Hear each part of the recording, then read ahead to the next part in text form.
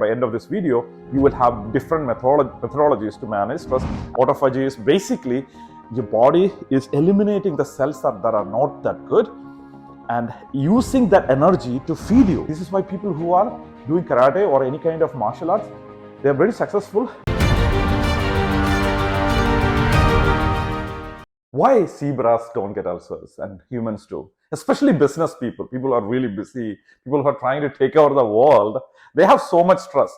There are like so many people who have heart issues, blood pressure issues, and diabetes, and so many other things because of stress. And I personally went through some of these challenges myself. I was in denial. I was like, I don't have stress. I enjoy what I do. I love what I do. So why would I have stress? I'm doing it only because of I am doing it. I don't need to do it. I'm a business owner. I semi-retired from my work at the age of 37. So for me, I'm just doing it for myself. But reality is not that. Reality is that I had stress too, because I'm going back to back on so many things, and my body was getting stressed. So if you are in denial, welcome. It's time to open up and appreciate the fact that we all have stress. There's no human in the planet that I haven't seen who don't have stress. If you have a body, you have stress. Chemically, you have stress.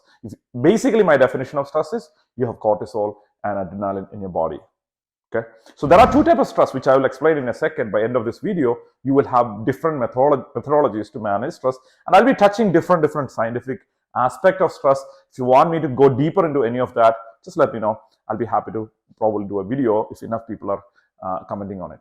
So Robert Sapolsky did this experiment with baboons like over the years, and he studied animals and how animals think and so many other things, and he found out so many fascinating things about stress.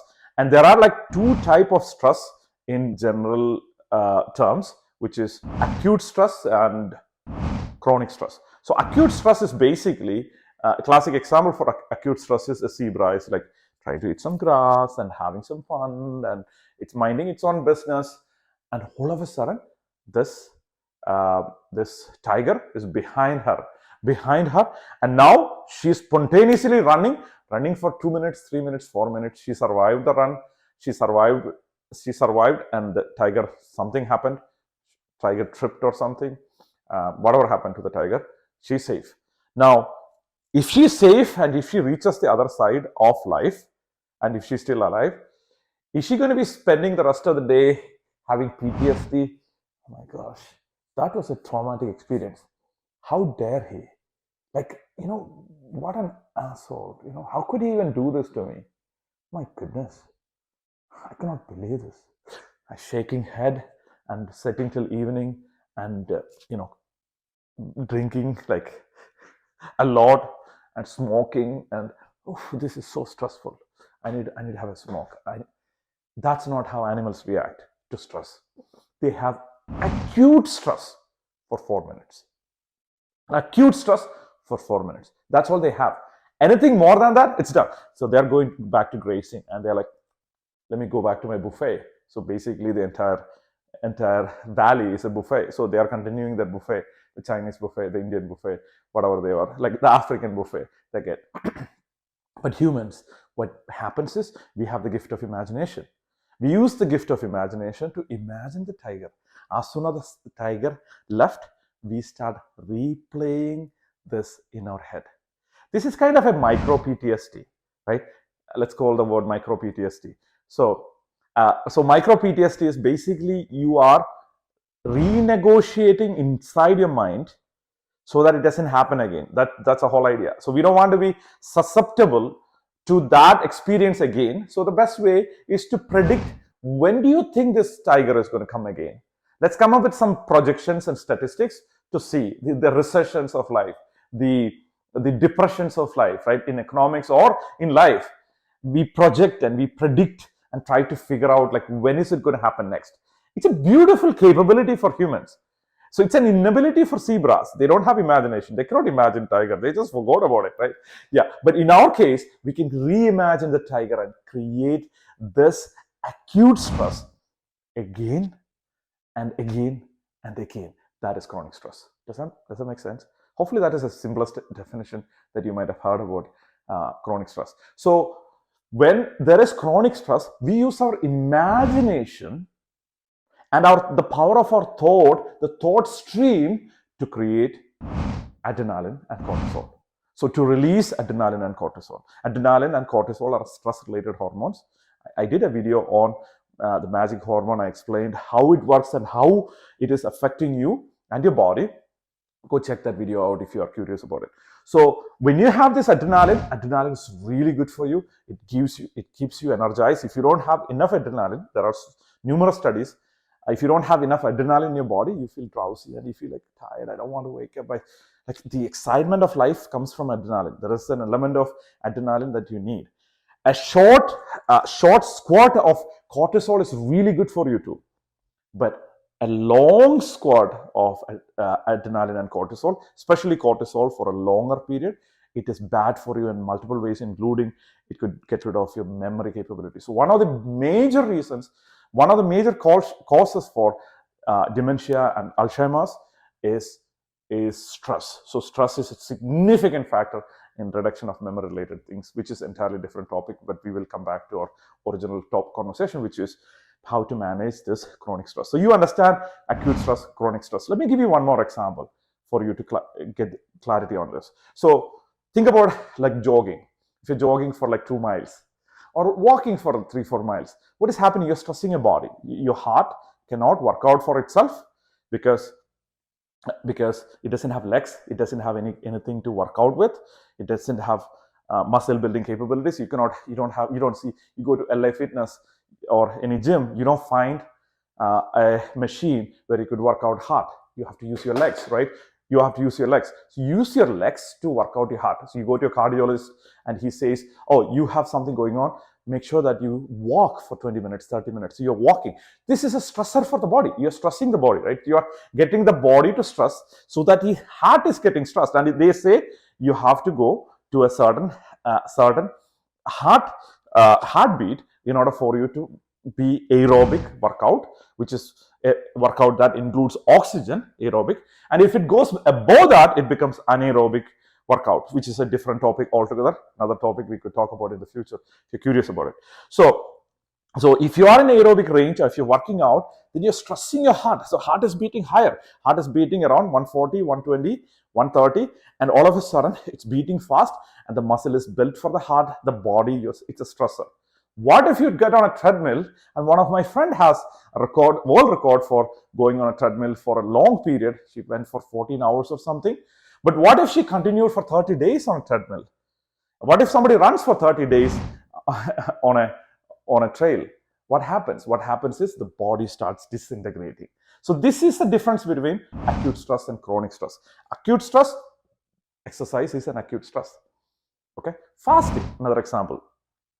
If you're fasting for 1 to 2 days, what happens is your body is going through a process where it's like, oh, I'm not getting enough food. So it starts to optimize the cells inside of the body.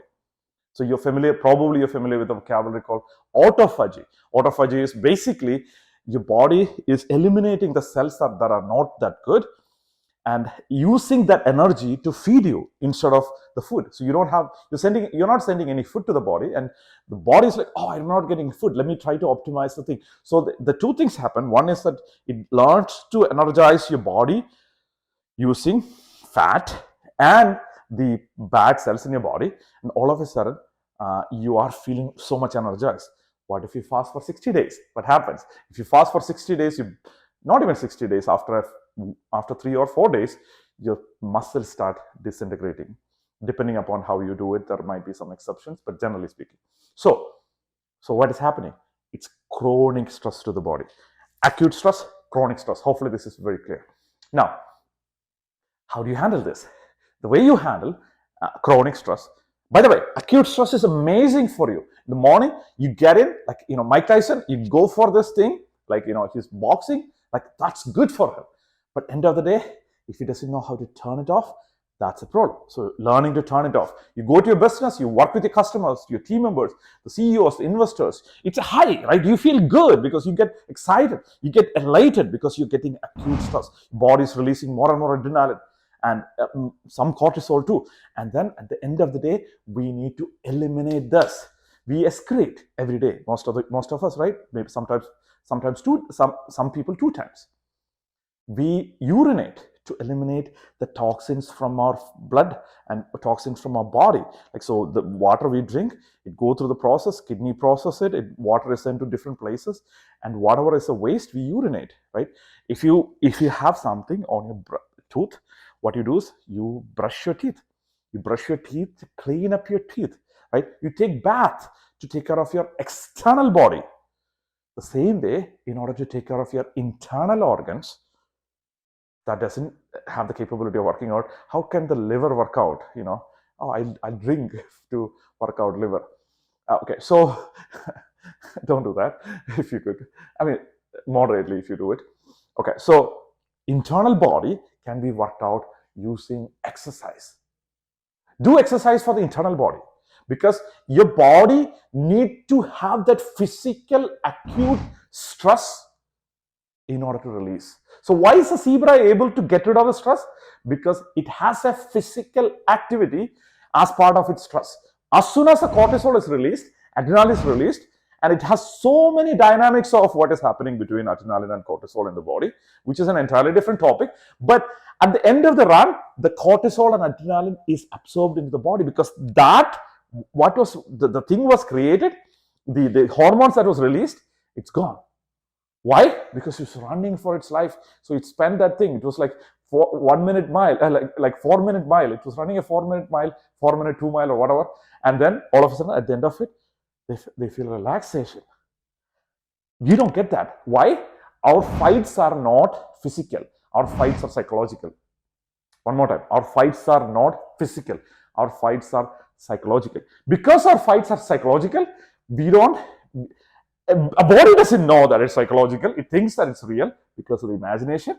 So now your body has to release cortisol and adrenaline. And it's like, what's going on? I'm not using it. And it stays in the body to protect you, right? Now, the protection is not helping you after the second day. So what you do is every day in the evening, you have a relaxing ritual.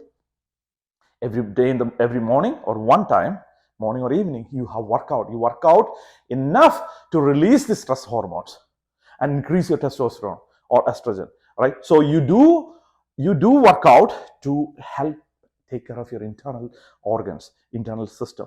You take care of your business. This is how you grow your business, because if you're stressful, probably your business is not going to grow too far. Okay, let's be truthful about it, because at some point, something is going to happen. Maybe a health issue, maybe something else. It will force you to look into the health if you don't take care of it right now. Okay, so that's the physical aspect of it. And you could expand your body. Like, you could do many things with your body. Like, for example, whenever you're standing, talking, try to stand straight. Like, even the erected body, right? Erected body will reduce your stress hormones. It's fascinating. It's a simple thing, right? You can just stand straight. That itself will help. Because when we are stressed, we get crunched and we're tired and stuff like that. There's so many more ways, like, any kind of yoga practices, anything that involves body, like anything that stretches your body, it's all good. Karate, it's all good, because when you do, like, this is why people who are doing karate or any kind of martial arts, they're very successful, because they have that system as a tool to manage their stress. They figure out a way to manage their stress, right? So physical activity, sports, definitely. This is a whole idea of sports. The idea is to do something pleasurable so that we could get out of the day-to-day stuff, right? So this way you are free from that. That is the physical aspect of it. Then the psychological aspect of it is like, watch something watch some comedy, like play some jokes, like watch some jokes from, like, I love Robin Williams and Martin Short. If you are from US, you might know who they are. Martin Short or Steve Martin. Like, listen to some like funny stuff. And the humor, what it does is, as you are in the stressful pattern, you have an energetic pattern, and it goes on like that. There might be a point in the show, a point in this, whatever activity that you do, there's a point where all of a sudden the stress breaks and you become happy, you become relaxed. That moment will happen every day, and wait until that moment happen. It's kind of a internal ecstasy. Okay, so it reaches that point, then all of a sudden, maybe you're laughing out loud, literally laughing out loud. And when you laugh out loud, your entire body is released and you get out of it. that stressful pattern. And then at that point, you know that, oh, my body's relaxed, I can go to sleep. It's good. So you're not carrying the cortisol from one day to another day. If possible, go for a walk in the evening too. But if it's not possible, try to do that. So you got the physical and the psychological. Finally, let's talk about the spiritual side. So when I say spiritual side, the practice for the soul. So this entire cause is the cause of this challenge, the PTSD, is coming from thoughts. Because zebras, as you obviously know, zebras are, I mean, we don't have Aristotle and Plato and Socrates. Zebras, they're not philosophers. They cannot think about thinking. The imagination is the capability of thinking about thinking. So if imagination is thinking about thinking about the reproduction, the prediction of the tiger again, you're repredicting. So the tiger came, the tiger is going to come again. What if the tiger comes now? That's anxiety, right? So a variation of these stress will become anxiety. And if I have anger, I'm not expressing, that becomes depression. So it goes into different directions. Again, another ocean of topics that we could talk about. If you're curious about it, let me know. So if you have this thought pattern going on, sequentially going on all the time, that pattern of thoughts creates energy. That's a fundamental cause of the stress, because imagination is coming from that sequential thought pattern. And through humor, that's what you are breaking through a TV show, something that is really engaging. There are fascinating TV shows in US, right? In different parts of the world, like some of the shows that I really love. I mean, not some of the recent shows. I really love the show, very intense, but Prison Break, 24 is a show, Billions is a show, Homeland is a show. Those shows will captivate you, and all of a sudden you spend some time and you forget about it. Romance is a beautiful way to get out of this pattern too, right? So if you have a physical partner, it's a good idea. Okay, so and another thing, coming back to the thought pattern, is meditation. So thoughtlessness meditation, anything that eliminates thoughts, is a really good idea to implement. So what is something that eliminates thoughts? Any meditation that gets you to think less. So one simple idea is, you come up with a random word. You can ask ChatGPT, come up with a meaningless word. That is my mantra. And then ChatGPT can give you, or just think about some word, and then keep repeating that word for 10 minutes. And you could do it when you're driving. You don't need to close your eyes, obviously, unless you know how to drive closing your eyes. So keep repeating that word, whatever that word is. Try to find a word that doesn't evoke any meaning for you, any thought or memories for you. Keep repeating that word. And whenever there is a thought, just come back to that word, keep repeating that word. And then whenever there is a thought, keep repeating that word. What does it do? What it does is, basically it cuts. It's kind of a dam in a waterfall. So water is like thought. Water is flowing like just like crazy, like going back and forth. It keeps on going. Now you put a dam. All of a sudden, thoughts are structured. You still have to send the water. So whenever there is thought coming in, you repeat the word. So your thought will be organized. So which means your internal system will be organized. That is a fundamental cause of the stress. If you're able to handle that, then it's good. And now try to find windows where you're not thinking that much, right? If you're free from thinking, even for like a few seconds, that will eliminate the stress altogether. You'll be like purely calm. You'll find that calm place within you. You don't need to go that far if you don't want to, but that's a beautiful thing. Or simple candle meditation, where you're focusing on candle, focusing on breathing. The beautiful thing is, when you're focusing on breathing and when you're focusing on candle, the thing is, you're not able to think as much. That is what is happening. So meditation, prayer, any kind of spiritual practices that you have, essentially what it does is, it is actually getting you out of the thought. So thoughtlessness practices will help you. That's all I have to say for today. So the three things are thoughtlessness practice, physical activity for internal organs. Do it intentionally for that. And the third thing that I told you is to watch something like for the mind to relax. But make sure that you brush your internal organs starting today. Talk to you next time.